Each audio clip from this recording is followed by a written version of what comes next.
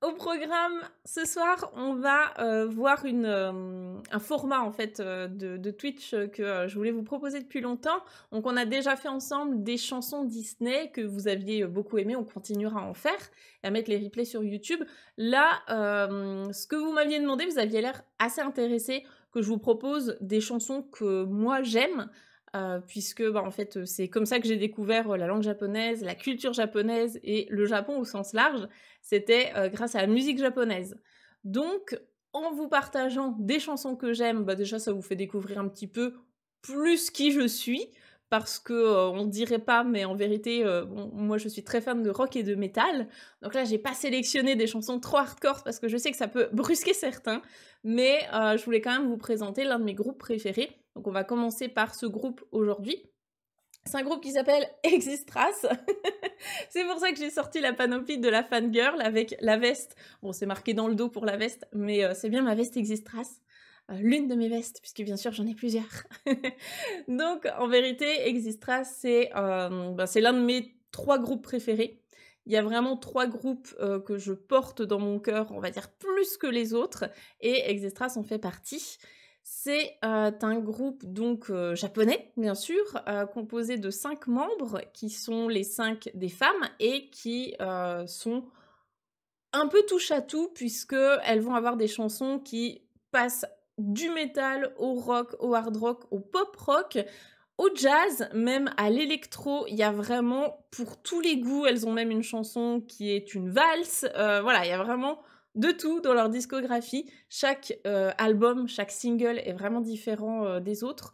Donc là, ce que je voulais vous présenter aujourd'hui, c'est non pas une de mes chansons préférées, on va dire en termes de musicalité, même si elle est très bien, mais c'est pas ma chanson préférée que j'écoute en boucle. Par contre, c'est l'une des chansons qui a des paroles que j'adore, et vraiment quand j'écoute ces paroles, ça me donne envie d'aller conquérir le monde, hein. C'est vraiment, j'ai envie de changer le monde, j'ai envie de me dire que tout est possible, et c'est vraiment ça que je voulais vous faire découvrir aujourd'hui. Puisque l'avantage d'apprendre le japonais, eh bien, c'est aussi de pouvoir comprendre ce qu'on écoute comme chanson, que vous soyez fan de musique japonaise ou pas du tout, hein, mais je pense que vous avez tous déjà entendu au moins un opening d'animé ou bien une chanson dans un film ou autre. Donc le fait de comprendre le japonais, eh ben, en fait, au-delà de juste apprécier la musicalité de la chanson, on va pouvoir aussi apprécier et appréhender un peu mieux le message de la chanson. Donc c'est pour ça que je vous ai choisi cette chanson en particulier d'Existras. Donc aujourd'hui on va faire ça. Comme d'habitude, on va vous mettre une fiche récapitulative avec toutes les paroles traduites. Donc on va traduire ensemble hein, ce soir. Vous allez m'aider. Et vous aurez aussi la fiche récapitulative avec le vocabulaire de la chanson qui sera classé en 3 niveaux. Donc là, c'est à ma libre appréciation. J'ai classé les mots qui me paraissent vraiment faciles, donc débutants, moyen, intermédiaire et puis plus avancé. Comme ça, en fonction de là où vous vous situez. En gros, si vous ne connaissez quasiment aucun mot de la colonne débutant, commencez par là et n'allez pas voir les autres.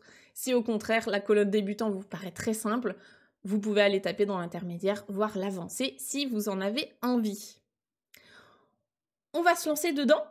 Ce que je vous propose peut-être dans un premier temps, ce serait de découvrir la chanson. Alors, comme Existras, elles sont pas super douées en termes de communication marketing, elles n'ont pas mis la chanson en entier sur leur chaîne YouTube. Il n'y a que la version raccourcie du clip. Donc, je vais déjà vous montrer le clip en version raccourcie. Et ensuite, je vous ferai écouter la chanson au fur et à mesure, peut-être quand on fera les peut-être couplet après couplet. On écoutera la chanson un petit bout et ensuite on traduira, etc. Voilà, et puis bien sûr, hein, si vous avez d'autres suggestions des groupes ou des artistes que vous aimez en particulier, n'hésitez pas à me les proposer. Je suis toujours très très curieuse de découvrir tout ça. Voilà. Alors, on va donc écouter ensemble. Alors, je vais aller chercher ça. Voilà, on va se mettre là-dessus. Je vais vous partager mon écran. Et puis, vous me direz si le son est assez fort également. Hop, alors attendez, je vais enlever ma tête, ce sera encore mieux. Voilà, on va déjà regarder ensemble donc le clip, mais en version un petit peu raccourcie. Et puis ensuite, on écoutera tout ça ensemble. Allons-y.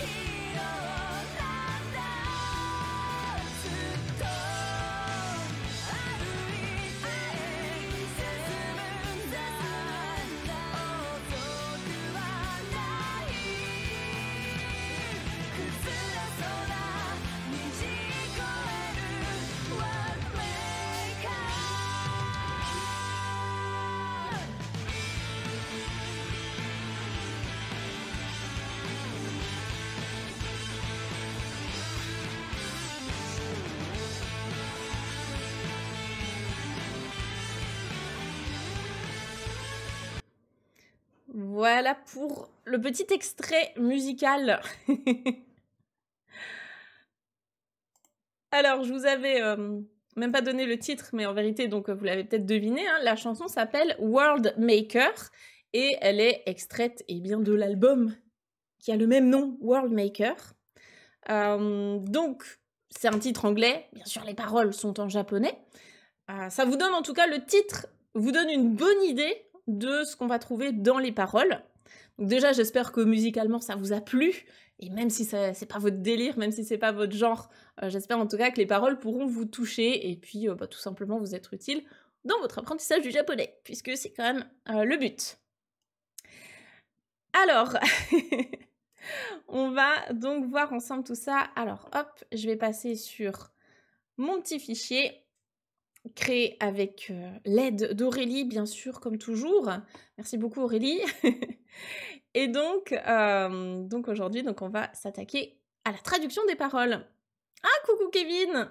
Propagande pour le meilleur groupe du monde. J'ai vendu mon âme à Giro quand je les ai vus en live. En janvier 2015. Oui, tournée de... Effectivement, c'était à cette époque-là. Je crois qu'il date de 2014, non? Ouais, c'est ça, l'album date de 2014. Eh ben écoute, tu es pile au bon endroit. En tout cas, bienvenue à ceux qui nous rejoignent. Alors, c'est parti, on va pouvoir écouter. Donc, en tout cas, je suis très contente si ça vous fait découvrir quelque chose. Et puis, n'hésitez pas, hein, en fonction du style que vous aimez, comme je vous disais, tous les albums, toutes les chansons d'Existra sont vraiment différentes les uns des autres. Donc, si vous aimez le plus hard rock ou le moins hard rock, le plus pop, le plus jazz, le plus tout ce que vous voulez, normalement, il y en a pour tous les goûts. Donc, on va déjà s'attaquer au tout début. Alors, je vous montre quand même rapidement à quoi ressemble notre PDF que vous pourrez télécharger sur le site. Hop, voilà. Donc, comme je vous disais, hein, on a classé le vocabulaire par niveau, donc débutant, intermédiaire et avancé. Vous devriez reconnaître normalement des mots ici. Et puis, le but, ça va être vraiment, le petit challenge, hein, que je vous donne, ça va être d'avoir ces fiches de vocabulaire sous les yeux. Et ensuite, quand vous réécouterez la chanson, essayez de repérer les mots quand ils sortent dans la chanson. Donc je les ai mis à chaque fois dans l'ordre chronologique de la chanson. Donc ça, c'est les mots qui arrivent au tout début. Et puis en bas, c'est les mots qui arrivent à la toute fin de la chanson. Voilà, c'est le petit défi. Comme ça vous permet aussi de développer votre oreille. Alors, vous avez vu, il y a plus de paroles que d'habitude, mais en vérité, elles répètent plusieurs fois les mêmes choses. Donc, une fois qu'on aura traduit, ça devrait aller un petit peu plus vite. Donc, on va écouter déjà le tout début. On va écouter le tout début. Là, ce que je vous invite à faire, c'est, en ayant les paroles sous les yeux, essayez juste de lire comme ça, que ça défile au rythme de la chanson. Donc, je vais, hop, voilà, je vais relancer la chanson à partir de là.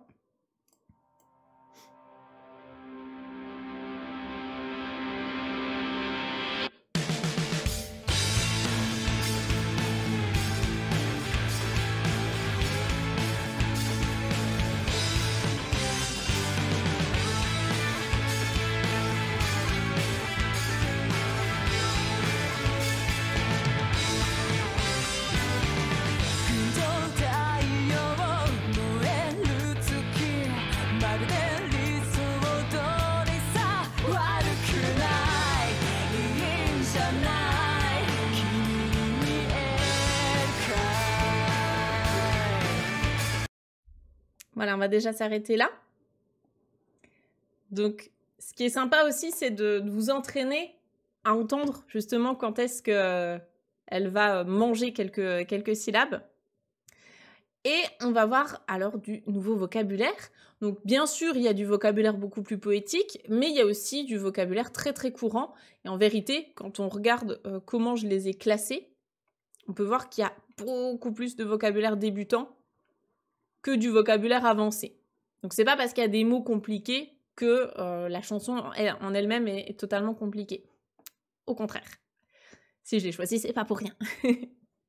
Donc déjà le tout premier mot de la chanson, c'est Gunjo, qui veut dire le bleu outre-mer. Donc ça typiquement, c'est pas un mot qu'on emploie très souvent, hein, c'est même en français. Là c'est vraiment un terme qui est assez poétique. Donc il n'y a pas besoin de le retenir. Par contre, ce qui est intéressant, c'est de voir le kanji, le deuxième kanji, qui est le kanji du bleu, de la couleur bleue. Je remonte un petit peu. Donc, bleu outre-mer. Qu'est-ce qui est bleu outre-mer? Taiyo. Taiyo. Ici, donc, dans les paroles, hein, on a vraiment repris exactement comme la manière dont les paroles ont été volontairement écrites dans le livret de paroles. Ici, Taiyo, vous voyez qu'il est écrit en katakana, mais c'est pas un mot étranger. Est-ce que vous le connaissez? Ouais, c'est ça, Lilou, exactement, c'est le soleil. Donc, je l'ai mis dans le vocabulaire intermédiaire, parce que c'est quand même un mot dont on n'a pas besoin quand on est grand débutant, mais rapidement, on va quand même en avoir besoin. Donc, Taiyo, normalement, il s'écrit plutôt en kanji. Donc, c'est pour ça que je vous l'ai mis ici en kanji et en hiragana. Vous allez à peu près jamais le voir en katakana. Là, c'est un choix artistique. C'est ça aussi qui est sympa avec le japonais, c'est qu'on peut s'amuser à écrire les choses de la manière dont on veut entre hiragana, katakana et kanji. Donc là, c'est pareil, comme on est sur une chanson, il faut accepter que grammaticalement, ça soit pas correct, entre guillemets. C'est pas du vrai japonais de manuel scolaire, etc. Donc là, on a juste bleu outre-mer, soleil. Il n'y a rien qui les relie ensemble, parce que sinon, peut-être que ce serait moins beau à l'oreille, ou bien on perdrait un petit peu de temps dans la chanson. Donc ici, c'est juste un soleil bleu, bleu outre-mer, hein, tout simplement. Ici, on a moeru, qui est un verbe, et ensuite, on a tsuki. Tsuki que vous connaissez probablement. Donc on va aller vérifier tout ça. Si vous ne les connaissez pas, bien sûr, vous pouvez noter ces mots. Hein. Donc tsuki, tsuki c'est la lune. Et moeru, je vous l'ai mis niveau intermédiaire, c'est plutôt du N4 en général. C'est un verbe pour dire brûler, flamber. Le soleil bleu, ouais, ça m'a perturbé. Voilà, on est sur une chanson. On est sur une chanson, donc forcément, il va y avoir des trucs un petit peu bizarres. C'est normal. Donc, ben, on peut déjà commencer à traduire. Hein. Là, c'est tout simplement... Je pense que je vais mettre un soleil bleu outre-mer. Et donc là, Moerutsuki, ça peut être la lune ou une lune. Une lune brûlante. Hein, c'est vraiment quelque chose qui est en train de brûler. Donc, elle est en train de brûler. Le soleil bleu a rendez-vous avec la lune brûlée. Il y a un peu de ça, il y a un peu de ça. Ensuite, ici, elle dit Marude riso dori. Riso dori. Ça. Marude, est-ce que vous avez déjà entendu cette petite expression? Donc, je vous la mets ici à chaque fois pour pouvoir prendre des notes si vous avez besoin. Donc, marude, ça veut dire complètement, entièrement. Marude, c'est complètement. Riso, ça c'est un mot un petit peu plus avancé, c'est pour dire l'idéal, donc vraiment quelque chose d'idéal. Ici, un paysage idéal, un monde idéal, quelque chose d'idéal, ou bien les idéaux qu'on a dans notre tête. Et ensuite, on a, c'est presque de la grammaire, j'ai envie de dire. Donc là, on va demander aux élèves qui sont dans la formation GPT-4. Est-ce que vous voyez ce que c'est la forme en dori? Ici, riso dori. Normalement, vous l'avez vu au tout début de votre module culture japonaise.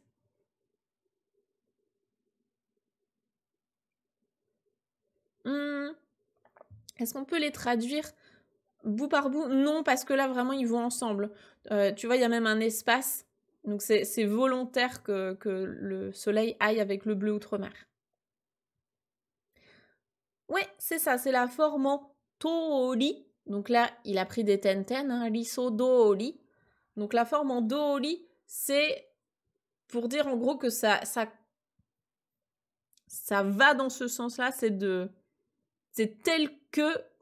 donc là, tel que nos idéaux. De la même manière que... ouais, c'est ça. Salut à tous ceux qui nous rejoignent. Donc ici, un soleil bleu outre-mer, une lune brûlante. Là, on pourrait presque rajouter une virgule. Donc, marude riso dori.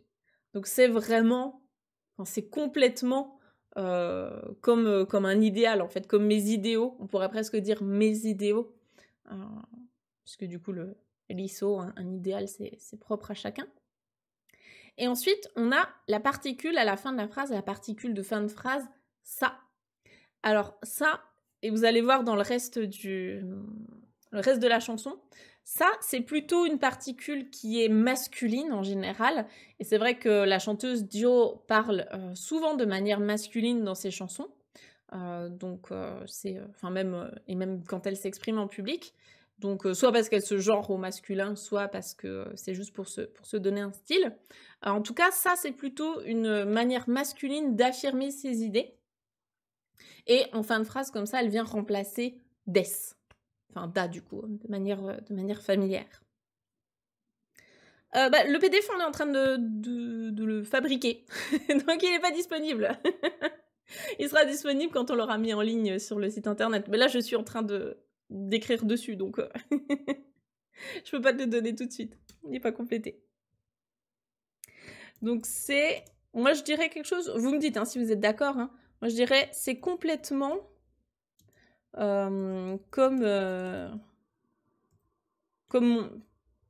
c'est complètement comme mes idéaux. Donc le c'est complètement, c'est marude. Riso dori, c'est à la manière de mes idéaux, c'est complètement tel que mes idéaux. C'est pas très beau en français.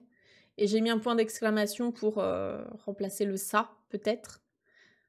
C'est complètement comme mes idéaux, c'est complètement à la manière de ce que j'imagine, en fait, mon idéal, un monde idéal. Ensuite, là, on a deux adjectifs qui sont vraiment importants pour les grands débutants. Hein. On a donc warukunai, in janai. Donc, qu'est-ce que vous reconnaissez ici comme adjectif? Il y en a deux. Warukunai. In janai. Ah, en accord avec mes idéaux, j'aime bien. J'aime bien ça, ouais. C'est mieux. Hein. En accord. Après, dori, est-ce que ça peut se traduire par en accord? En accord. Ah, c'est trop long. Non. Est-ce que dori peut se traduire par en accord? Est-ce qu'il y a une notion différente en français dans en accord avec? Ouais, dori, c'est plutôt comme, ainsi que, suivant quelque chose. À la manière de... C'était peut-être moins éloigné avec le comme. C'est ça, donc là vous avez reconnu l'adjectif warui. Donc warui qui veut dire mauvais. Ici il est à la forme négative. Je vous rappelle que pour mettre un adjectif en i au négatif, on enlève le i final et on rajoute kunai. Donc ça vous l'apprenez dans la leçon 2 d'Objectif Japon. Donc si vous êtes au début de la formation, vous allez le voir, ou vous l'avez déjà vu. Donc warukunai. Et ensuite on a i. I, c'est l'adjectif pour dire bien.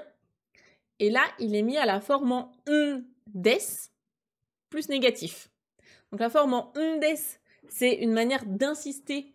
Alors soit sur sa question, là c'est une question, soit sur sa réponse, sur la justification de quelque chose. Donc là, en l'occurrence, on pose la question in janai, c'est un peu une expression toute faite, telle quelle, pour dire c'est pas mal, non, en fait. Donc, janai, c'est ja arimasen, hein, ne pas être, à la forme familière. Donc, in janai, c'est pas bien? Tu trouves pas que c'est pas bien? Tu trouves pas que c'est, en gros, c'est pas mal, non? Donc, warukunai, c'est pas mauvais. Et in janai, c'est pas mal, non? C'est pas... In janai, c'est vraiment pour demander de manière négative, mais c'est pas négatif du coup, c'est vraiment... Qu'est-ce que t'en penses? Ce serait pas bien, ça, quand même? Donc, c'est... en français, on pourrait dire warukunai, c'est pas mal. C'est un peu un... C'est bien, non? Un truc comme ça. Alors là, c'est vraiment... C'est pas tout seul, c'est vraiment la forme en des. Donc là, il est au négatif, hein, mais c'est des ou no des. C'est une forme qui est classée plutôt GLPT 4. C'est là, dans une question, c'est pour insister sur ta question. C'est pas mal, n'est-ce pas? Ouais. C'est vrai qu'en français, on dirait plutôt, dans les deux cas, je pense qu'on dirait c'est pas mal. Je vais quand même, je pense, le laisser 2 fois pour que vous compreniez bien qu'il y a 2 adjectifs. Il y a le c'est pas mal, c'est bien, non? Hein? Et ensuite, la dernière phrase ici, c'était Kimi ni mieru kai. Donc, kimi, c'est pareil, là, il a été mis volontairement en katakana pour insister sur le mot, comme tout à l'heure avec le soleil, taiyo. Mais en temps normal, il est plutôt écrit en kanji. Donc, je vous l'ai mis ici. Kimi, je vous l'ai mis voilà, plutôt dans les débutants. Donc, kimi, c'est une manière de dire tu en japonais. Vous savez qu'il y a plein de manières de dire je et de dire tu en japonais. Kimi, c'est la manière la plus fréquente de dire tu dans une chanson. C'est beaucoup moins utilisé dans la vie de tous les jours. On va par contre beaucoup l'entendre et dans les chansons et dans les animés. Donc là, c'est... en général, c'est toujours kimi hein, dans les chansons. Donc là, c'est tu, toi. Et mieru, c'est le verbe pour dire voir, apercevoir quelque chose. Et derrière, on a, hop, la petite formule de fin de phrase, kai. Kai, en fait, c'est tout simplement, c'est un peu comme ka, c'est pour poser une question. Et en fait, ça va être une question à laquelle on répond par oui ou par non. C'est une question fermée. Donc en gros, ici, elle demande est-ce que, est-ce que tu le vois? Tu le vois? Est-ce que c'est visible pour toi, en gros? Est-ce que tu le vois? Est-ce que tu peux voir? Ouais. Est-ce que tu le vois? Ouais. Est-ce que tu peux le voir? Ouais. C'est vrai que dans Mielu, c'est pas une forme potentielle, mais il y a un peu quand même cette notion de pouvoir voir. C'est à la fois voir et pouvoir voir en japonais, donc... Est-ce qu'on met, est-ce que tu peux le voir? Je voudrais pas que vous pensiez non plus que c'est une... c'est pas une forme potentielle non plus. C'est pas mireru, mirareru, mireru. En même temps, je pense que ça a plus de sens dans la chanson de mettre quand même, est-ce que tu peux le voir?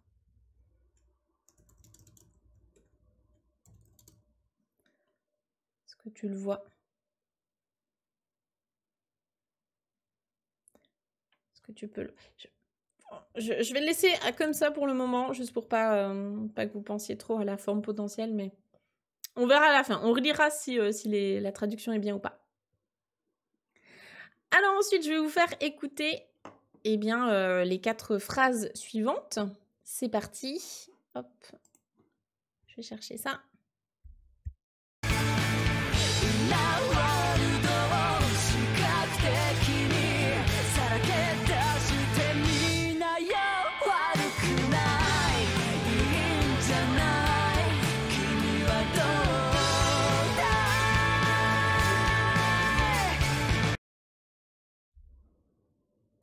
Voilà, est-ce que vous avez réussi un petit peu à entendre?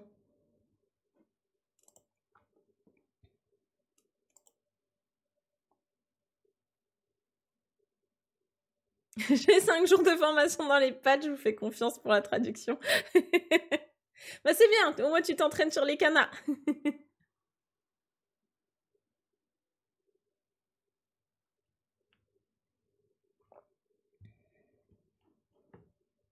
Tu dis quoi, Steph? Encore, on serait plutôt passif. Est-ce que c'est visible pour toi?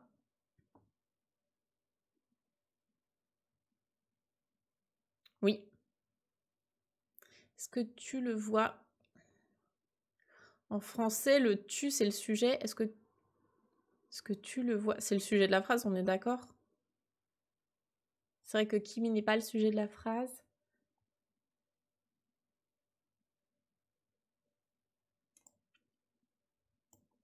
Coucou Flo, on est en train de traduire la chanson World Maker du groupe Existras.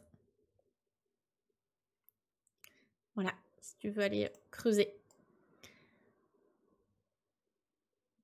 Quand on a les mots, c'est plus facile de les entendre dans les paroles. Oui, et c'est pour ça que c'est vraiment super bien de faire du karaoké en japonais. Je vous encourage vraiment à le faire. Moi, ça m'a énormément aidé à améliorer ma prononciation, à développer mon vocabulaire et même la compréhension orale. Est-ce que c'est visible pour toi? Ouais. Mais du coup, est-ce qu'en français, on pourrait pas le traduire aussi par ça? Je sais pas, on reviendra peut-être dessus tout à l'heure. On laisse ça en suspens. Alors ici, katakana time, let's go. Est-ce que vous avez deviné ce que c'est ce mot ici? Si on le lit ensemble. I, na, allongement. Wa, allongement. Le, do. Inna, wa, le do. Ouais, c'est ça, vous l'avez. Inner world. Donc là, c'est de l'anglais. Si vous n'aimez pas l'anglais, désolé. Mais c'est vrai que les Japonais font beaucoup ça. Pas que dans les chansons, hein, vraiment dans la vie de tous les jours. Ils vont placer un mot anglais dans leur phrase. Et donc forcément, ce sera en katakana. Parce qu'on prononce à la japonaise. Donc, inna world. Donc, world, c'est le monde. Inner, c'est intérieur. Donc, inner world, c'est le monde intérieur. Le monde qu'on a en nous, en fait. Notre monde intérieur. O, shikaku-teki ni. Donc ici, le O, c'est la particule de COD. Donc ça veut dire qu'on fait une action sur le monde intérieur. Shikaku-teki ni, c'est un adverbe. Donc on va aller regarder tout ça. Shikaku, c'est tout ce qui est visuel. Et teki, ça permet, c'est l'équivalent en fait en français du en à la fin d'un adverbe pour transformer un nom en adverbe. Donc shikaku teki ni, c'est visuellement en français. Visuellement. Donc ça, c'est vraiment un mot avancé. Vous n'êtes pas du tout obligé de retenir ça. Et le verbe qui va avec, le verbe qui suit dans la phrase, c'est sarakedasu, qui veut dire exposer, mettre en lumière quelque chose. Donc là, en fait, c'est exposer son monde intérieur visuellement. C'est vraiment du vocabulaire plus avancé. Vous n'êtes absolument pas obligé de retenir ça. Donc là, ça et notre verbe, voilà, ce qui est intéressant, c'est la forme du verbe. Le verbe ici, donc exposer, hein, sarakedasu, sarakedashite mina yo. Ici, ça c'est pour les élèves qui sont dans le N4, c'est la forme, en vérité ici, c'est la forme en te, mite. Donc il faut imaginer que c'est la même chose que te, mite, yo, mais de manière, encore une fois, plus masculine. Donc, c'est le genre qu'elle se donne ici. Donc, sarakedashite mite yo. Donc, la forme en te mimas, te mite, c'est essaye de faire quelque chose. Essaye donc de faire ça pour voir ce que ça donne. Essaye voir de... Donc là, en l'occurrence, hein, essaye voir d'exposer ton monde intérieur de manière visuelle, visuellement.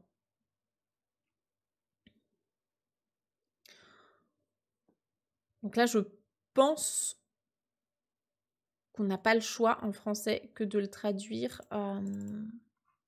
Je pense que je vais devoir mettre les deux phrases en une. Alors, attends. En plus, Aurélie n'est pas là ce soir, évidemment. Comment ça, je n'exploite pas mes employés tous les soirs? Je tiens à dire que elles peuvent prendre leur congé quand elles veulent. Hein. Ouais. Bon, bah, je vais pas faire ça tout de suite. Je pense qu'Aurélie fera la mise en page après parce que là, sinon, ça va vraiment tout me casser. C'est pas grave. Donc, je vais mettre expose ton monde intérieur. Expose visuellement ton monde. Essaye voir. Non, en fait, il y a vraiment la notion de essaye voir. Essaye voir d'exposer ton monde intérieur. Et du coup, visuellement. Donc là, sur le PDF final, on mettra ces deux phrases en une, puisqu'en français, on est obligé de commencer par le verbe, alors qu'en japonais, le verbe est à la fin. Il y a Lilou qui propose ton monde intérieur. Essaye donc de nous le montrer pour voir. Oui, mais il y a le shikaku teki ni, donc visuellement. Il faut le traduire aussi. Ton monde intérieur, visuellement. Essaye voir de nous le montrer. Essaye donc de nous le montrer.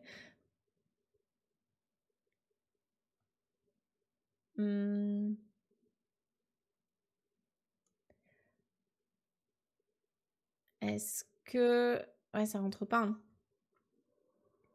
Il y a Chigneux qui dit « Dans la formation, je suis à la forme en T que d'Assa, mais il y a combien de formes derrière la forme en T ?» Tout va bien se passer. On les prend les unes après les autres. Ça va bien se passer. Si on montre quelque chose, c'est visible. C'est voir d'exposer ton monde intérieur visuellement.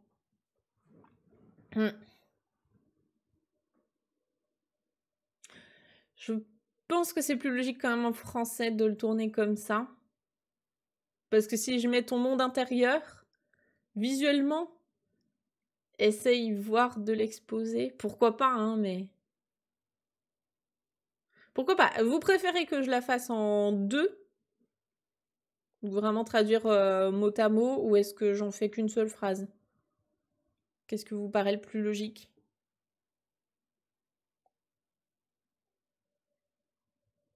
Ça marche, Flyes. Merci d'être passé.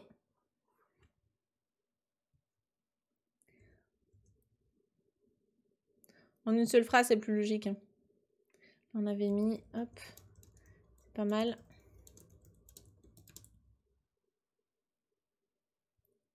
C'est de nous montrer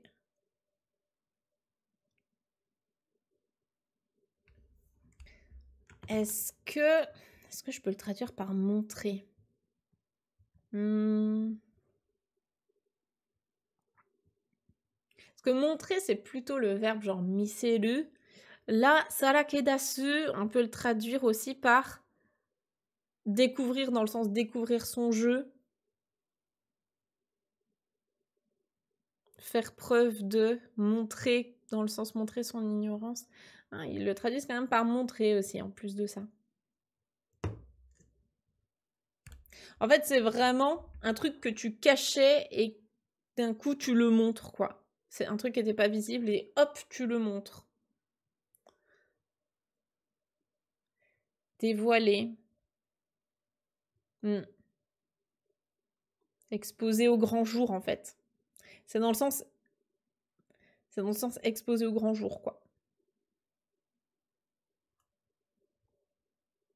Révéler, ouais, il y a un peu de ça. Ton monde intérieur, visuellement, ouais. Essaye...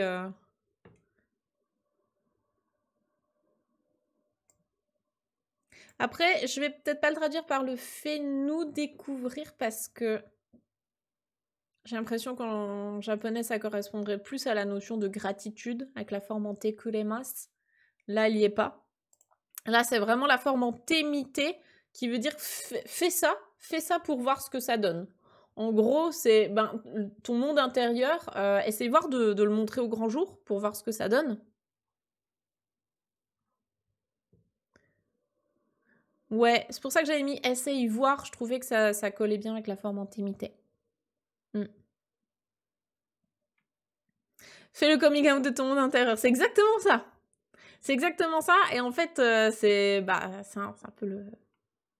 On est déjà un peu dans le thème, hein, mais c'est un peu ça le thème de la chanson. C'est montrer ce qu'on a en nous, quoi. Bon, j'ai l'impression que vous n'aimez pas mon verbe exposer, donc je vais le changer. Essayez de voir. Mais exposer au grand jour, je trouvais que c'était pas mal, hein.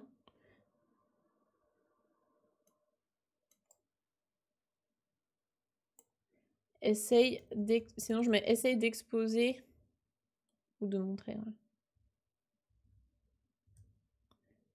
Essaye voir de montrer.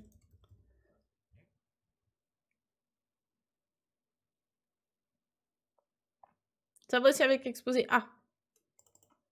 Moi, je trouvais qu'il collait bien avec vraiment la notion de je prends mon monde intérieur et bam, je vous le montre, je l'expose. C'était un peu ça. Bon, on reviendra dessus si jamais ça n'allait pas. Et donc, ensuite, on avait Kimi wa dodai. Donc là, ça reprend le Kimi ni mieru kai. On est un peu sur la même chose. Donc, Kimi, c'est toujours tu, toi. Et dodai, c'est pareil, vous pouvez le prendre comme une expression. En fait, c'est vraiment... Et toi, enfin, en gros, qu'est-ce que t'en penses, quoi? Comment c'est... C'est comment pour toi? Enfin, qu'est-ce que t'en penses? Donc, je mettrai un truc comme ça, quoi. Qu'est-ce que tu en penses? Après, c'est familier, hein. C'est vraiment familier, donc c'est vrai que qu'en penses-tu, c'est très poli en français, mais ce serait plus qu'est-ce que t'en penses? Ah, c'est pas mal, t'en penses quoi? T'en penses quoi, ouais? Pour être familier, ouais. Parce que là, cette chanson, c'est hyper familier, hein. Il y a plein de notions très familières. T'en penses quoi? Ouais, je te prends t'en penses quoi, mon connard? Qu'en dis-tu, ouais? T'en penses quoi? Ok, on écoute la suite.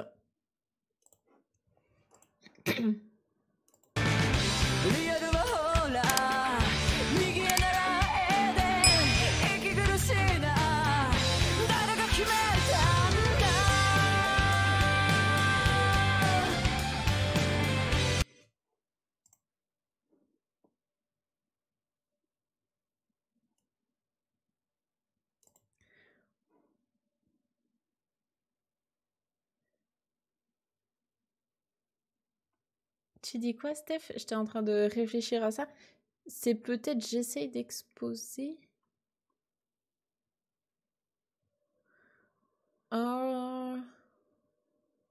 Non, parce que là, c'est vraiment un ordre. C'est essaye voir de faire ça. Donc, il n'y a pas de jeu, c'est vraiment toi, tu. Ouais. Ça m'avait perturbé. Alors, on en est là. Donc, riaru wa hora. Est-ce que vous avez deviné ce que c'est? Ici, ça, pour une fois, il y a un mot en katakana, c'est un vrai mot qui vient de l'étranger. Riaru. Riaru. Ça vient de l'anglais. Est-ce que vous l'avez deviné? Ouais, c'est ça, c'est real. Real. Donc, le réel, en fait, la réalité. Tout ce qui est réel. Donc, réel, réalité. Hora. Hora, on l'avait déjà vu dans la chanson d'Aladin, normalement. Hein. C'est vraiment pour dire regarde, voici, voyons. Je sais plus comment je l'ai traduit là. Hora. Voilà, tiens, regarde. Ouais. C'est vraiment un petit mot pour dire tiens, regarde, voilà. Voici. Donc là, Riaru wa hora. Donc voici. Voici le réel, en fait, la réalité. Hein. Pardon. J'ai ma pharyngite qui revient gentiment. Donc, migie naraede. Alors là, il faut vraiment le voir comme une expression aussi. Donc, migi, c'est la droite. Mais tout ça ensemble, c'est une expression. Donc, on ne peut pas le traduire littéralement. En fait, c'est... Il faut imaginer quelqu'un qui va à droite et toi, tu le suis bêtement. C'est vraiment suivre l'exemple de quelqu'un sans... Oula, attendez, j'ai fait une faute. sans réfléchir. C'est ça, suivre l'exemple de quelqu'un sans réfléchir. C'est sans se poser de questions, en fait. Riaru wa hora. Donc, en gros, tiens, voici le réel, la réalité. Donc, en suivant les gens sans réfléchir. Ikigurushi. Ikigurushi. Là, on a deux mots qui, pareil, forment ensemble un seul mot. On a iki qui est la respiration et kurushi, de base, sans les tenten, c'est quelque chose de douloureux. Voilà, on souffre, c'est difficile, c'est douloureux. Donc, ikigurushi, les deux ensemble, on a un peu l'idée que c'est difficile de respirer. En fait, ça peut être quelque chose d'oppressant, quelque chose vraiment qui nous angoisse parce que c'est dur de respirer. Là, je crois que Enfin, ici, je l'ai traduit par oppressant, je pense. Parce que je trouvais que ça collait bien à la chanson. Donc, oppressant, ouais. Donc, c'est oppressant. Donc, Alors, je réfléchis un petit peu comment on peut articuler notre phrase, parce que là, l'idée, c'est vraiment de se dire, en gros, la réalité, c'est, donc le réel, le monde réel, en fait. Hein. Le monde réel, comparativement à son monde idéal, c'est, tu suis l'exemple des gens, enfin, tu suis l'exemple sans réfléchir, c'est oppressant, et dare ga kimetanda. Ici, est-ce qu'il y a des élèves un petit peu plus avancés qui arrivent à comprendre ce que veut dire ce bout de phrase? Dare ga kimetanda. Et le na aussi, j'en ai pas parlé ici. C'est un peu comme un né en fin de phrase. Hein. C'est un né un petit peu plus familier pour dire genre, wow, c'est oppressant, hein, franchement, waouh, n'est-ce pas?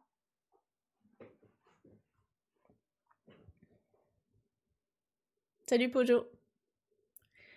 Qui a choisi? Ouais, c'est ça. En gros, c'est qui est-ce qui a décidé de ça?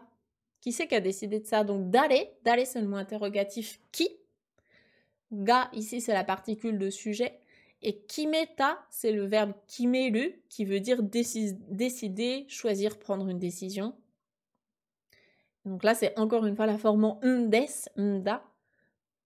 Donc, qui est-ce qui a décidé de ça?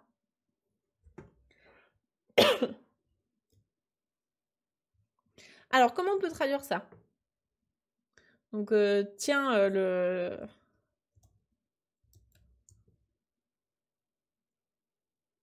Ouais, qui a décidé de ça? Tiens, le réel. Je vais le traduire par réel parce qu'elle emploie vraiment le mot réel, donc real, et non pas genre réalité ou autre, reality ou quoi. Donc, tiens, le réel, c'est en gros, c'est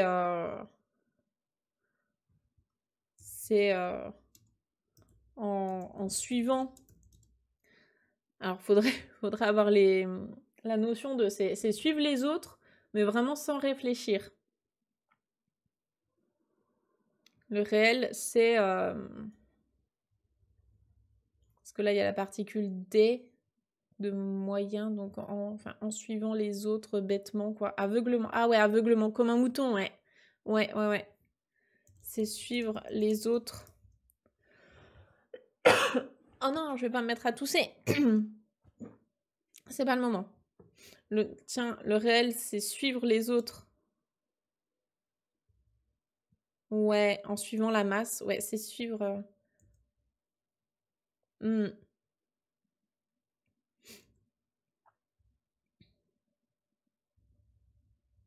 vrai que suivre la masse, c'est pas mal en vrai. Parce qu'en plus, il y aurait le côté oppressant, un peu, mais... C'est suivre les autres aveuglement, comme vous voulez. Suivre le mouvement, mais... Parce que je crois que ça rentre pas là. Aveuglement. Non.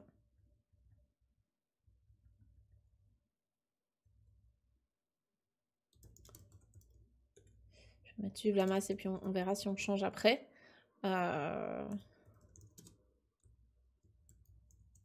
C'est oppressant. Le na, il y a un peu ce côté comme le nez, n'est-ce pas, hein? C'est oppressant, hein?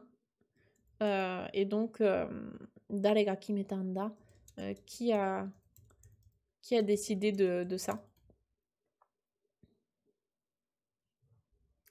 Alors, est-ce que vous voyez déjà un petit peu de quoi on parle dans cette chanson? Donc, je vous rappelle, au début, elle décrivait donc un soleil bleu outre-mer, une lune brûlante. Elle dit waouh, c'est vraiment comme dans mes idéaux. Est-ce que toi aussi tu peux le voir? Ensuite, elle propose d'exposer ton monde intérieur visuellement.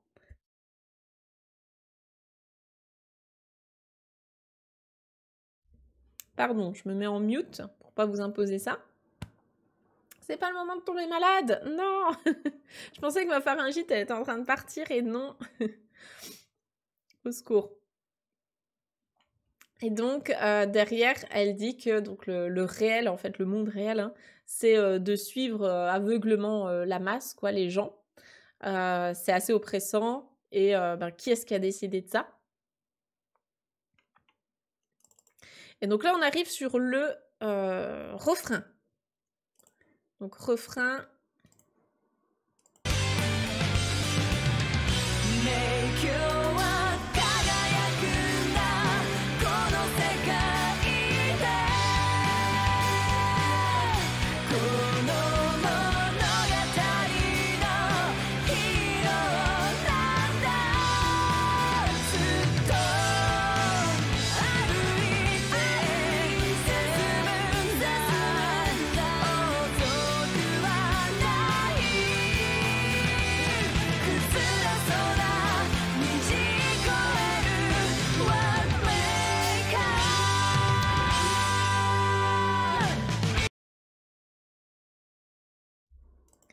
Voilà pour notre refrain donc, qui parle de Make Your World jusqu'à World Maker. Donc ça, c'est le refrain qui après, du coup, va revenir plusieurs fois dans la chanson avec une très très légère modification.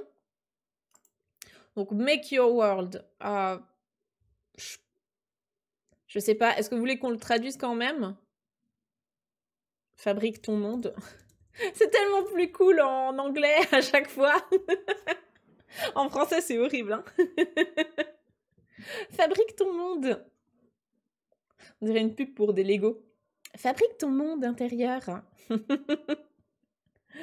Façonne ton monde. Confectionne ton monde. Ouais, c'est vrai que c'est mieux. C'est pas la peine.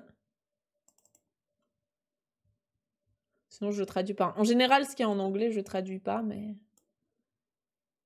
Construis le monde de tes rêves, exactement. Je pense que tout le monde comprend quand même Make Your World, même si vous n'êtes pas très bon en anglais. Je pense que c'est du niveau quand même 6e. En général, je traduis pas. C'était comme dans Aladdin, j'avais pas traduit en anglais. Parce que pour moi, c'est une volonté qu'elle a fait de le mettre en anglais. Donc, nous, on va traduire le japonais. Ok, on traduit pas. Donc, Make Your World. Kagayakunda kono sekai de. Donc, kagayaku, ce verbe-là, on l'avait déjà vu, je crois aussi dans Aladdin. En vrai, on a du vocabulaire en commun avec Aladdin, ici. Donc, c'est le verbe kagayaku qui veut dire briller, luire, illuminer. Je sais plus comment je l'ai traduit ici. Briller, luire, étinceler. Voilà, il y a plein de traductions différentes pour ça. Je pense que briller, c'est bien. Hein. Donc, kagayakunda kono sekai de. Donc là, pour moi, le sujet, c'est toujours tu. Merci beaucoup pour les follow. Donc, kagayakunda. Ici, c'est pareil, le nda, c'est vraiment pour insister sur des propos, donc c'est dur de le traduire en français, à part avec un point d'exclamation.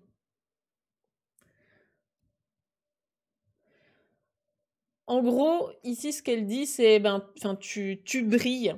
Donc vraiment dans le sens, tu illumines dans ce monde, tu brilles dans ce monde. Oula! Ah non, je suis pas dans la bonne écriture, c'est ça? Ah oui, ok, je n'étais pas sur le bon fichier, pardon. Tu brilles donc dans ce monde.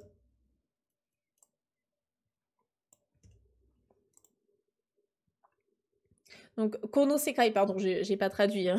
J'ai parti du principe que tout le monde comprenait, mais pas forcément. Donc, le mot sekai, ça veut dire le monde.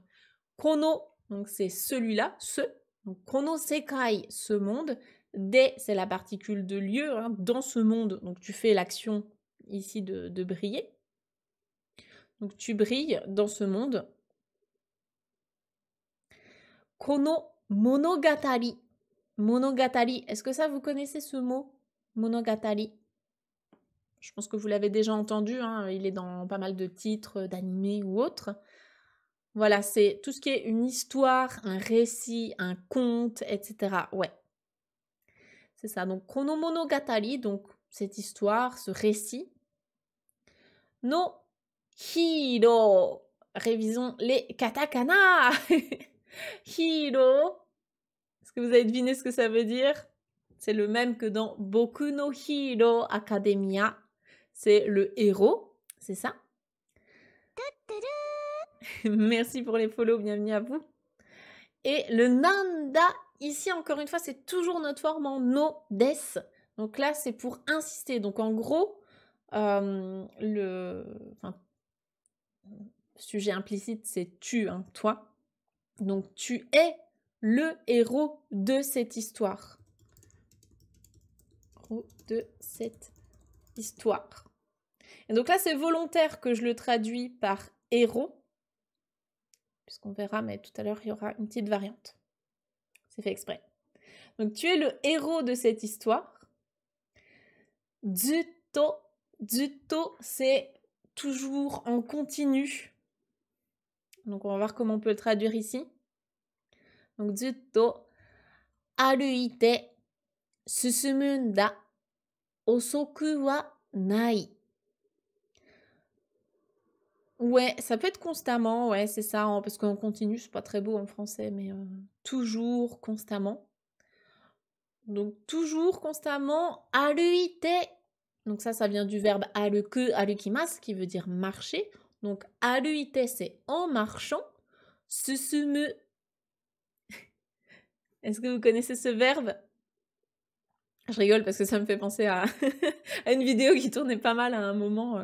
Je sais pas si vous l'avez vu passer. Je pense que c'était un TikTok de base avec un gars qui faisait une traduction du verbe avancer dans plein de langues différentes. Donc en français, en anglais, en espagnol, en machin. Et à la fin, il le fait en japonais et ça fait Susume. Et donc là, on voit le capitaine dans l'Attaque des Titans, là, le blond, qui fait Susume. C'est juste ça, mais ça me fait rire. Mais ouais, je sais pas si vous avez la ref, mais moi ça me fait rire du coup. Ça me trigger un peu quand je vois ce verbe maintenant. Ce qui est un peu embêtant, mais. Donc, ici en gros, c'est jutto aruite susumunda. Donc en gros, tu avances constamment en marchant, quoi. Alors, le jutto, c'est ça qui est embêtant, c'est que le jutto, on peut le rattacher soit à la phrase d'avant, soit à la phrase d'après. C'est comme on veut. Donc, kono monogatari no hiro nanda jutto. En plus, dans la chanson, il est vraiment à mi-chemin entre les deux. Je vais regarder, mais je crois que dans les paroles, il est écrit comme ça. Ouais, c'est ça, il est vraiment écrit sur cette ligne-là.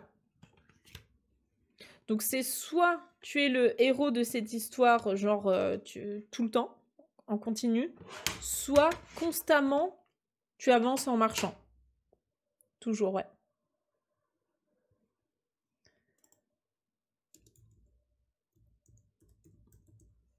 Oh non, c'est trop long. Ah, je vais le tirer, hop. Voilà. Donc constamment, donc tu avances en marchant. Et ensuite, osoku wa nai. Ça, on va le prendre comme une expression en un seul bloc. Donc, osoku, vous avez peut-être reconnu, il y a un adjectif qui se cache là-dedans. C'est osoi, qui veut dire lent, tardif. Osoku, ça le transforme en adverbe ou en nom ici.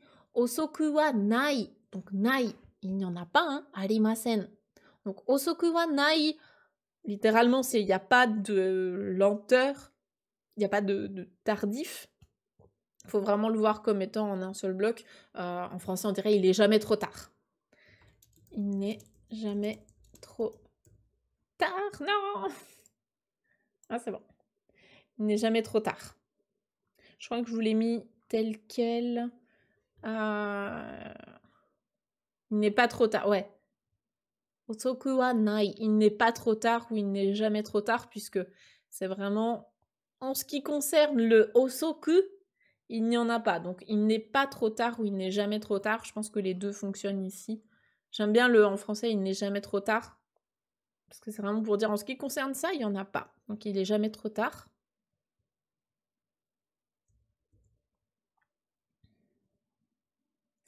Kuzure sou na niji koeru.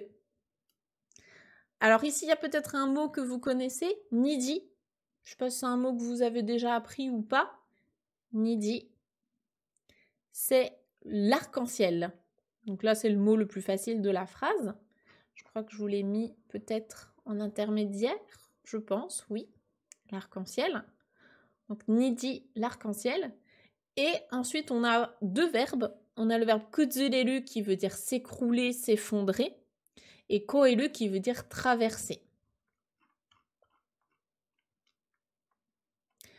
Donc, kuzureru, il est à la forme en so. Donc là, ça veut dire qui semble s'effondrer, qui semble être sur le point de s'effondrer. Donc un arc-en-ciel qui va s'effondrer, s'écrouler. Et ici, il aurait dû y avoir une petite particule, mais comme on est dans une chanson, on a le droit de faire sauter des bouts. Et donc, c'est traverser. Donc, tu traverses un arc-en-ciel qui semble être en train de s'effondrer. C'est beaucoup trop long. Ça ne rentrera jamais. Comment je vais faire? Attention. Tu traverses. Bah déjà, rien que le mot arc-en-ciel. C'est deux kanas en japonais versus je ne sais pas combien de lettres. Tu traverses un arc-en-ciel. Ah là là. Tu traverses un arc-en-ciel qui, donc kuzureso, qui semble...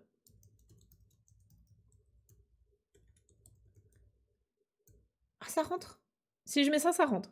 Tu traverses un arc-en-ciel qui semble kuzureso. Ouais, je pense que ça marche, hein, qui semble s'effondrer. 崩れそう。渡るへ越える。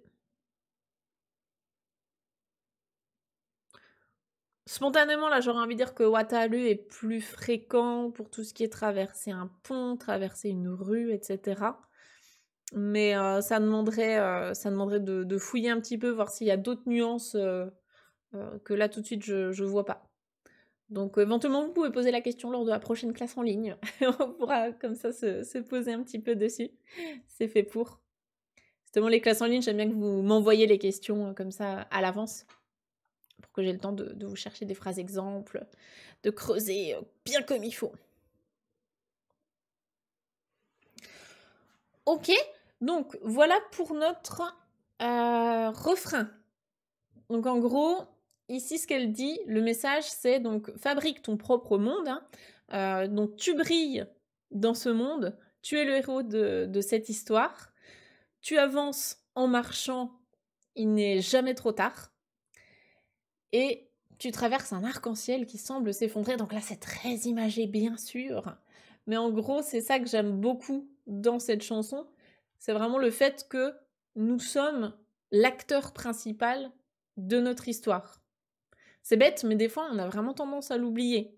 Le nombre de fois où, en fait, on fait passer le monde entier avant nous, je suis la première fautive, hein, à m'oublier complètement et à pas prendre soin de moi pour faire d'autres choses à la place, pour d'autres gens, aider des gens, etc.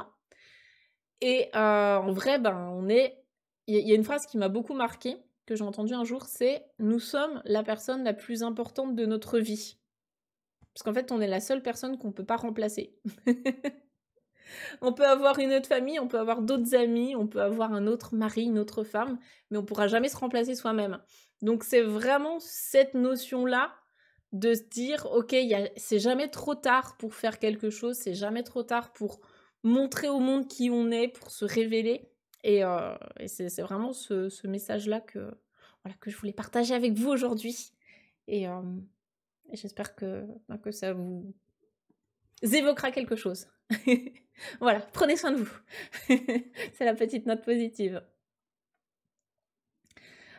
Je vous propose qu'on écoute la suite. Donc là, c'est ces 4 phrases suivantes. Je vous les mets en musique.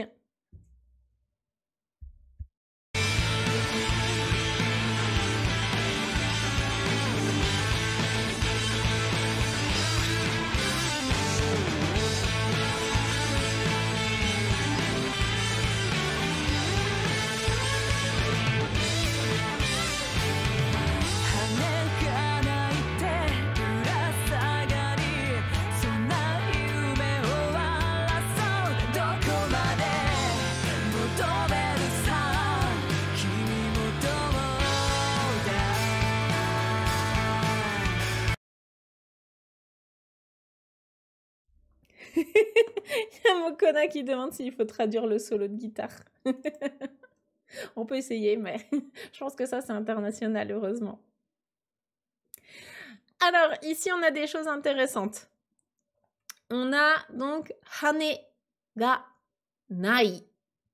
Ah, je viens de voir d'ailleurs qu'il y a un petit furigana en trop.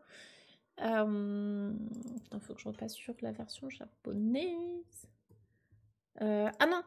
Ok, les furigana, je crois qu'ils sont en dessous de ça. Bon, je peux pas le faire tout de suite, c'est pas grave, on essaiera d'y penser. C'est bien, il y a juste na, i. Il y a pas de i. Donc, hane ga nai te. Burasagari. C'est ça, donc hane, ce sont les plumes ou les ailes. Nai, c'est donc il n'y en a pas. Et le petit dessus, te, c'est pour citer des paroles. Donc en gros, j'ai pas d'ailes, entre guillemets. Et ensuite, on a burasagari. Donc là, que j'ai traduit par, être suspendu, burasagaru. Comment on va pouvoir essayer de traduire ça? Donc, j'ai pas d'aile, donc être suspendu. Donc, sonna yume Donc ce genre de rêve, hein, yume, je pense que ça c'est un mot que vous connaissiez, le rêve. Owaraso, donc owaru, owarimasu, se terminer. Donc qui semble se terminer.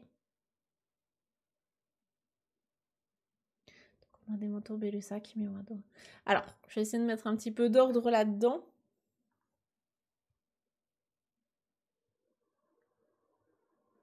En gros, ici, c'est le genre de rêve. Donc, ce genre de rêve semble se terminer.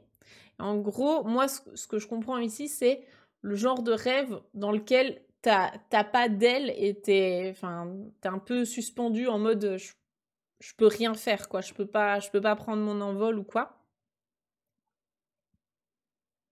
Ah mince, Marlène, bon rétablissement. Odaijini, prends soin de toi. Bon courage. Ouais, moi, c'est pas la grippe, c'est la pharyngite, mais c'est pas drôle. La grippe, c'est vraiment pas drôle, quoi.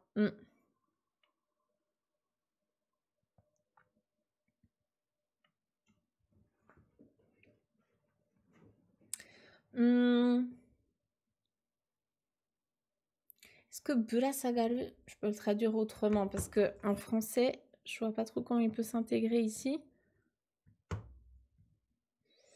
C'est vraiment, ouais, pendre, être suspendu, quoi.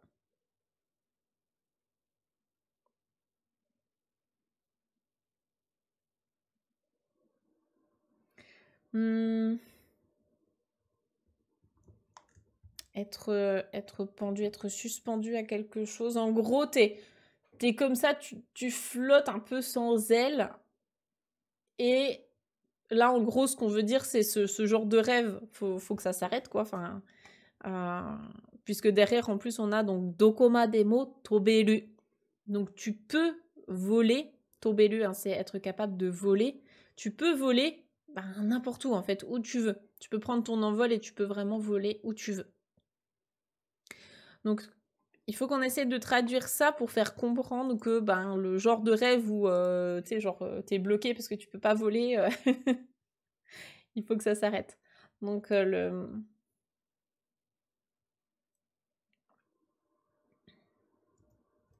genre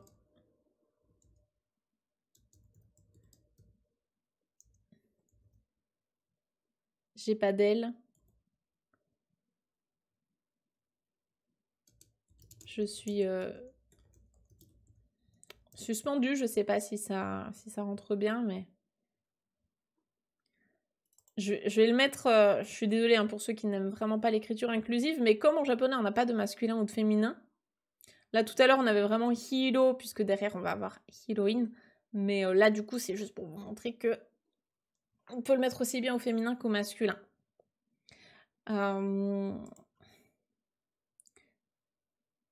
Ce genre de rêve,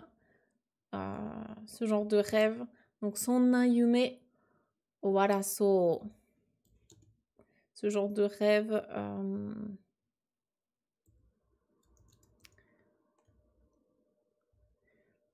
est-ce qu'on traduit par il semble se terminer ou il semble se terminer? Bon, je vais mettre ça. Et donc dokoma demo, donc jusqu'à, enfin n'importe où, hein. Toberu sa. Donc tu peux voler. Dokoma demo. Tu peux voler jusqu'à, enfin, tu peux te fabriquer des ailes en Lego, exactement. Tout est possible. Tu peux voler jusqu'à n'importe où. Et donc Kimimo Dodai. Donc ici c'est la même chose que tout à l'heure.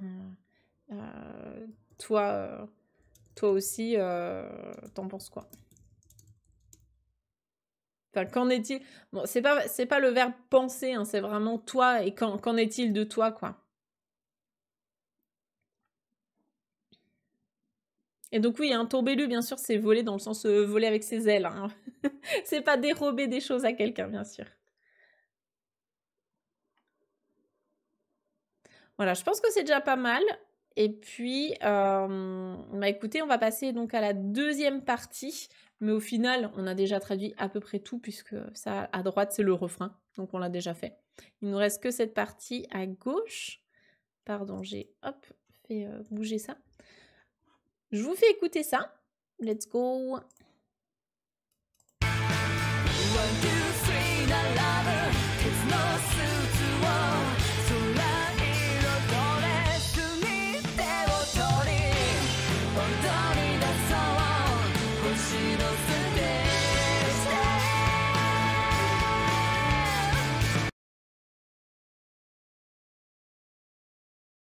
Voilà. Donc, 1, 2, 3. Bon, ça, voilà. Donc, 1, 2, 3. Narabu. Donc, narabu, c'est le verbe pour dire s'aligner, être en rang. Ça peut être aussi faire la queue, en fonction du contexte. Et ici, on a tetsu no sutsu. Tetsu, c'est un mot que vous retrouvez par exemple dans chikatetsu, qui veut dire le métro. Donc, tetsu, c'est le fer. Chikatetsu, c'est le fer qui passe sous le sol. Hein. C'est le métal dans lequel on rentre pour prendre le métro. Donc, tetsu, c'est le fer. Sutsu, ce sont des... en fait, c'est des costards cravates un peu. C'est vraiment en général le costard 3 pièces. Donc là, c'est volontaire. Je vais vraiment mettre...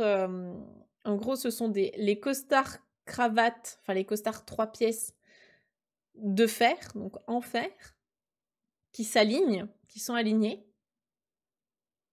Est-ce que vous avez une idée un peu de à quoi ça fait référence? Et donc ça, c'est l'objet qu'on va sorairo doresu ni. Donc sora, c'est le ciel, iro, la couleur, doresu, ce sont des robes. Et le ni, ici, c'est pour... Il n'y a pas de verbe derrière. C'est souvent le cas dans les chansons ou dans les poèmes en japonais.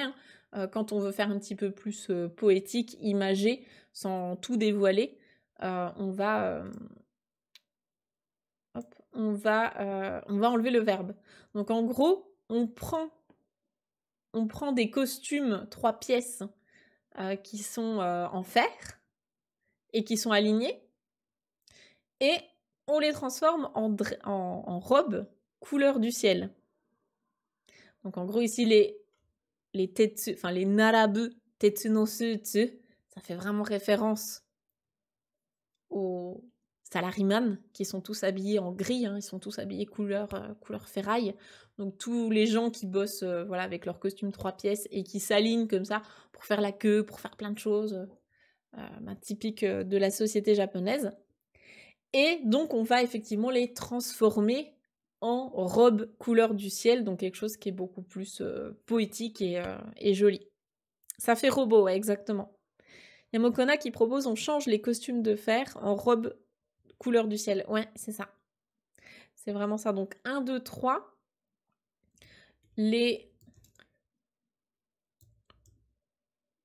Est-ce que je peux mettre les costards?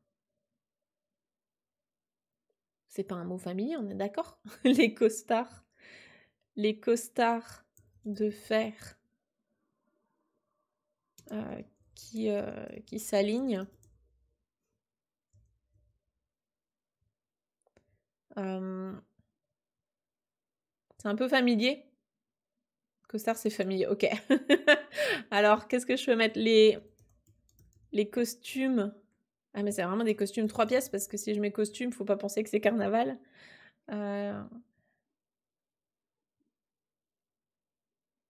Les costumes... C'est familier, ouais. Ok. Ça rentre pas. Ou les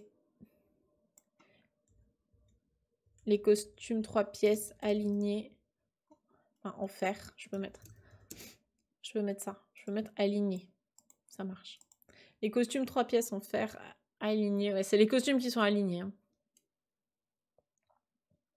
Costume 3 pièces alignés en fer. Bon, ça n'a pas d'importance dans un sens ou dans l'autre. Ah, bien rangé, ouais. C'est pas mal aussi. Bien Ouais, mais c'est vraiment dans le sens, ils sont alignés. Un arabu, c'est tac, tac, tac. Est-ce que je mettrais quand même pas plus aligné? Et donc là, en français, je pense qu'on est obligé de rajouter un verbe. Je vois pas comment je peux faire cette phrase sans verbe en français. Je pense que ça ne fonctionne pas, non?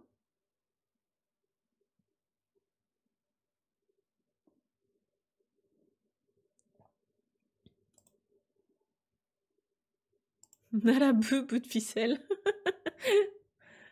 Les costumes 3 pièces en fer aligné. Et en plus de ça, il y a la particule wo qui montre vraiment que c'est l'action. Enfin, on fait une action sur les costumes 3 pièces. C'est pas facile à traduire celui-là. Comment je peux faire ressortir ça en français? Et vous voyez du coup l'intérêt vraiment de comprendre toutes ces petites subtilités de grammaire. C'est que là, on sait qu'on fait une action sur le costume 3 pièces. On sait qu'on fait une action dessus. C'est pas le costume qui tout seul il se transforme en robe. C'est nous qui faisons une action dessus.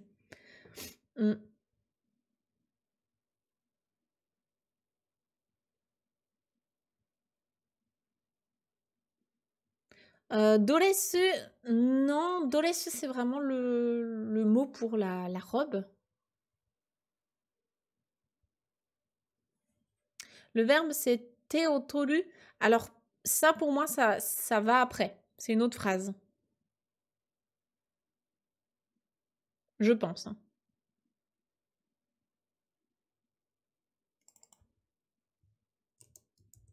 Sinon, ouais, 2 costumes, 3 pièces en fer aligné. Qu'est-ce que tu proposais? C'est Kyrtos, 2 costumes, 3 pièces en fer.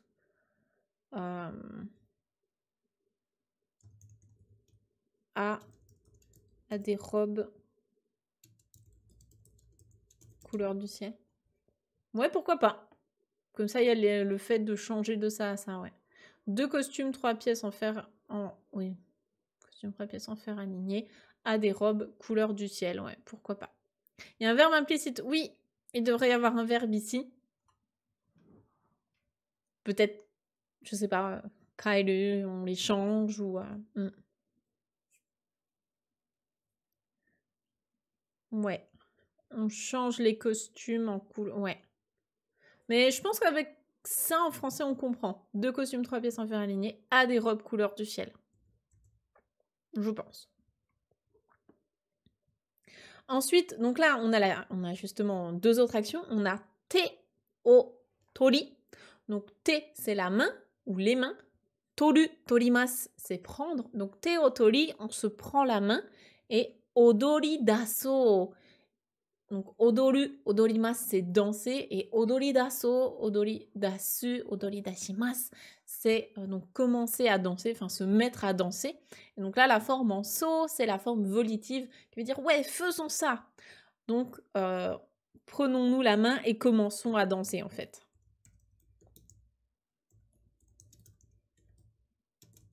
Et commence. Ça rentre pas. Non.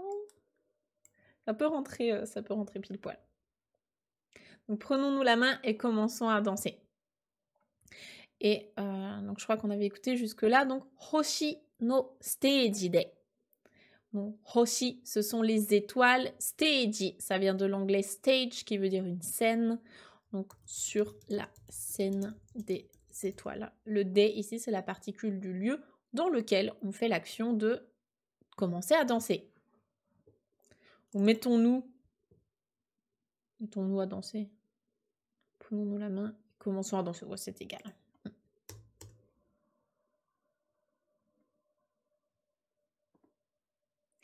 La scène étoilée. C'est vrai que c'est plus joli en français. Après, comme là, mon but, c'est vraiment plus de faire une traduction pour vous aider dans vos études. Je garderai bien la scène des étoiles, juste pour que vous compreniez bien avec la particule no. Comme on n'est pas là pour faire un truc super poétique, tout ça. Je pense que c'est pas mal comme ça. Ok. Alors, donc on va écouter ces 4 phrases ici.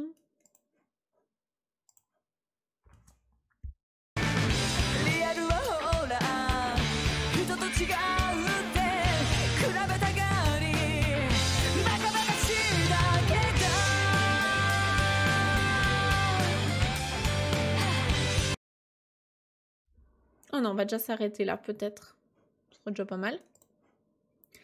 Donc, kurabeta gari baka bakashi dakeda sora ni tokekonda. Ah non, pardon, j'ai sauté une ligne. Je me suis dit, celle-là, on l'a pas encore lue.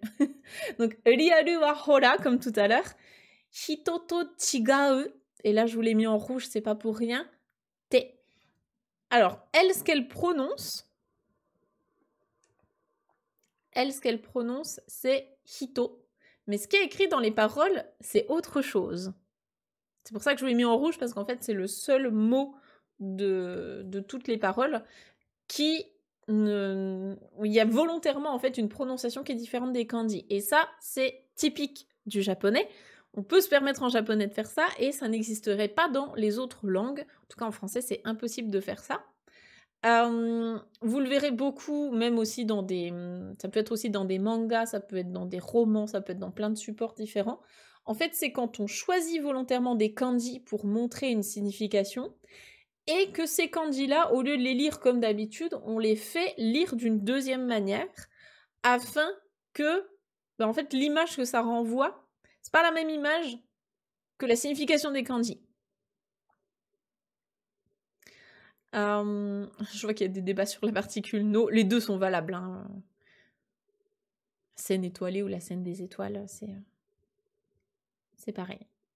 Oui, donc Christine a bien repéré donc futu ici, effectivement. C'est le mot futu, donc qui veut dire ordinaire, banal. Et ici, elle le prononce hito. Donc c'est loin d'être un hasard, anodin. Donc tout à l'heure, comme on avait mis liaru wa hora, donc tiens, le réel, c'est...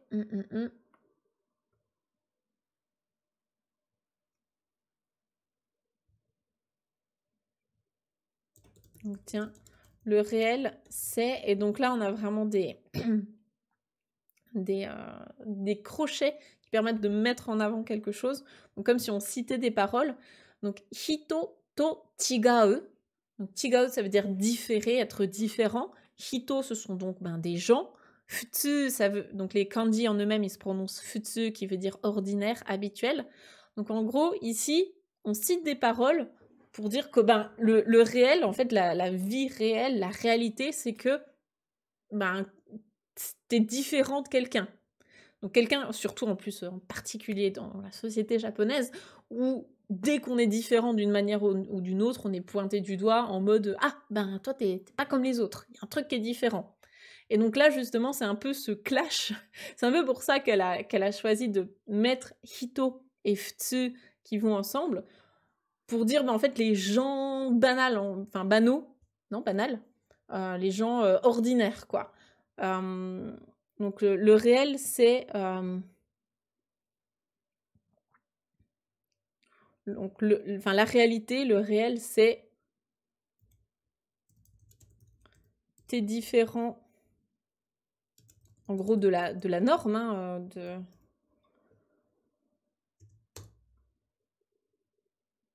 T'es pas comme les autres, quoi. Ça pourrait être aussi t'es pas... Non, je pense que c'est un peu le t'es pas normal. Parce que ça, c'est vraiment un mot... Enfin, ça veut rien dire, quoi. T'es pas normal. C'est quoi la norme? Donc, le réel, c'est t'es différent. T'es différent de... T'es différent des autres. T'es pas normal. T'es pas banal, ouais. Exactement.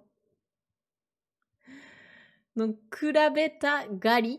Alors, kuraberu, c'est le verbe comparer. Et kurabeta gari, ici, en fait, la forme en garu, c'est quand tu interprètes les sentiments de quelqu'un pour dire que « Ah, tiens, t'es en train de faire ça ». Donc, ici, c'est les gens... Donc, le fait de vouloir... Enfin, vous voulez comparer... Le fait que vous vouliez comparer... Et donc, baka bakashi...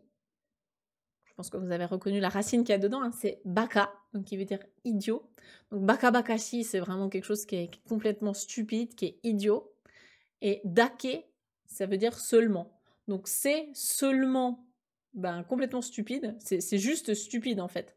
C'est juste idiot de vouloir comparer en disant que du coup c'est pas normal. Donc c'est juste idiot de vouloir. Donc, je vais voir si je peux pas traduire ça mieux que ça. Donc, tiens, le réel... Enfin, la réalité, c'est... tiens, le réel, c'est...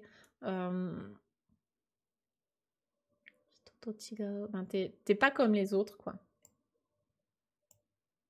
Je pense que t'es pas comme les autres, c'est pas mal aussi. Sachant que dans le comme les autres, il y a vraiment la notion de être normal, quoi. C'est juste idiot de vouloir comparer. Effectivement, se comparer les uns des autres, c'est un peu bête. Et donc, je vous mets la suite.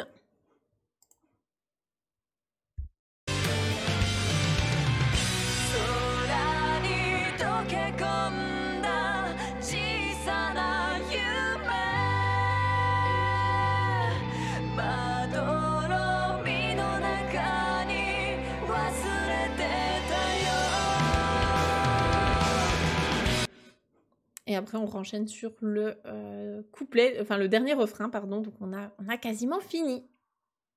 Alors, je pense que vous avez repéré à nouveau le Sora, qu'on a déjà vu. Hein. Donc, Sora, c'est le ciel. Tokekomu, Tokekonda, donc ici, il est au passé. C'est se fondre. Je ne sais plus comment je l'ai traduit, mais oui, c'est ça, se fondre dans. Donc, se fondre dans quelque chose.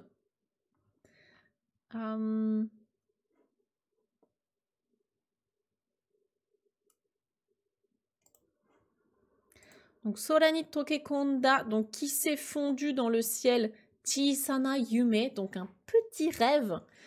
Si vous vous demandez c'est quoi la différence entre Chisai et Chisana, j'avais fait une vidéo YouTube là-dessus, donc vous pourrez éventuellement aller la voir, comme ça je m'étale pas trop aujourd'hui, mais en gros ici c'est un petit rêve qui a fondu dans le ciel, donc un petit rêve fondu, enfin qui s'est fondu dans le ciel, qui a fondu ou fondu dans le ciel, c'est pas mal. Donc un petit rêve fondu dans le ciel. Et Madoromi no naka ni wasurete tayo. Donc Madoromi, alors Madoromi c'est vraiment... Je crois que dans la fiche, j'ai dû mettre un court sommeil, quelque chose comme ça. Ouais, c'est ça. Donc c'est le fait de dormir pas longtemps. En français, je pense que ça se traduirait bien par un petit somme. Mais je trouvais que c'était vraiment pas très poétique. C'est vraiment faire un petit somme, quoi. Une petite sieste rapidos, piquer un petit somme. Mais bon, c'est un peu bizarre. Donc, une micro-sieste, ouais, c'est ça. Un petit roupillon, ouais. Donc, là, c'est vraiment... j'ai oublié... Enfin, je l'ai oublié je pense que je vais le traduire par un songe. Je trouve que c'est plus joli quand même en français. Parce qu'un petit roupillon, un petit somme, c'est quand même pas fou. Donc, je l'ai oublié. Donc, Naka, c'est l'intérieur. Hein. Je l'ai oublié à l'intérieur d'un songe. Et je mets un point d'exclamation pour retranscrire la particule yo. Donc, un petit rêve. Un petit rêve. Un petit rêve fondu dans le ciel. Je l'ai oublié à l'intérieur d'un songe. Et donc ensuite, on repart sur la même chose que tout à l'heure. Donc, tu brilles dans ce monde. Voilà, je vais reprendre un petit peu la même chose qu'au-dessus. Qu'est-ce qu'on avait mis? Tu brilles dans ce monde, tu es le héros de cette histoire. Ah pardon, je vous fais écouter quand même la fin de la chanson.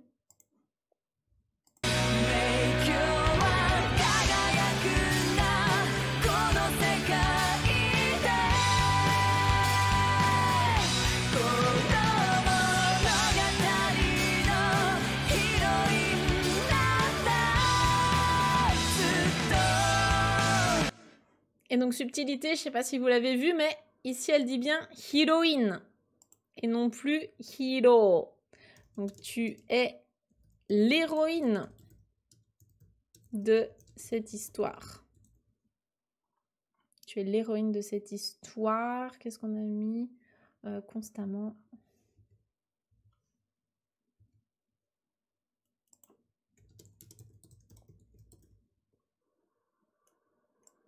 Hop.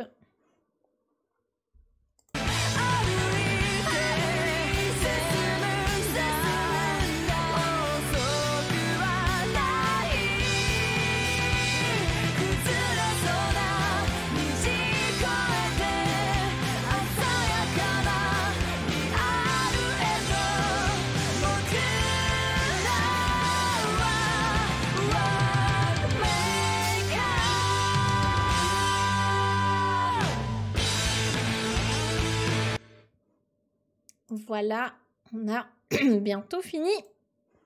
Donc là, j'ai repris la même chose. Tu avances en marchant, il n'est jamais trop tard. Tu traverses. J'ai mis quoi? Un arc-en-ciel ou... Tu traverses un arc-en-ciel qui semble s'effondrer, oui. Un arc-en... qui semble... Oh non, j'ai pas la place. Je vais, hop, resserrer un tout petit peu. Interligne. Ah non, c'est pas l'interligne. Je crois que j'ai tout cassé. Aurélie, elle va me disputer. Non, c'est l'inter... Voilà, l'espacement entre les lettres. Super. Et donc là, il nous reste les deux dernières phrases qu'on n'avait pas encore vues. Tu dis quoi? On saute l'allongement après le hi. Non, héroïne. Héroïne, il n'y a pas d'allongement. Héroïne. Ouais, c'est hiro avec deux allongements et héroïne sans allongement. Et donc, azayakana riaru eto. Alors, ça tombe bien, il y a une vidéo qui va sortir là sur les doubles particules. Donc, vous pourrez justement penser un petit peu à ça. Donc, azayakana, c'est un adjectif en a, au cas où vous ne l'auriez pas remarqué. Et donc, azayaka, c'est quelque chose de vif, comme des couleurs vives, par exemple. Donc, donc, tu traverses un arc-en-ciel qui semble s'effondrer. Donc, en direction d'un réel. Alors, un réel vif, c'est moche quand même en français, mais est-ce que j'ai mieux que ça? Est-ce qu'on aurait un synonyme de vif en français? Je vais voir comment je peux le traduire autrement. Zayaka, vif, net. Ouais, comme des couleurs vives. Ah, éclatant. Ah, c'est pas mal ça, éclatant. Comme un rouge éclatant. C'est pas mal ça.